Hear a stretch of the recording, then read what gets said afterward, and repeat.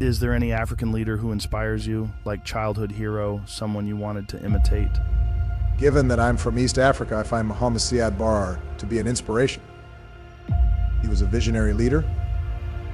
Alongside Nelson Mandela, he was the finest leader Africa has ever had. When you believe that you have a very huge superpower backing, and you believe that you are more strong, you lose wisdom. But you also recently said that the Middle East would be better off with Gaddafi, Saddam Hussein, and Assad in power. Also Mohammed Barre. Those were dictators, but they were better leaders than what we have now. Should we leave them to come and capture us? No. We will go and ally even not American, which is superpower only, or European, but with devil to defend ourselves, even with them.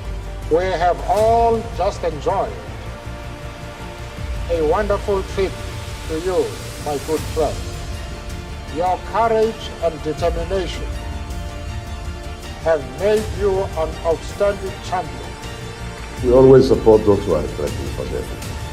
We are against anybody or any state who oppress people and refuse their freedom. A real leader will be remembered indefinitely. You are truly outstanding. We miss you every day.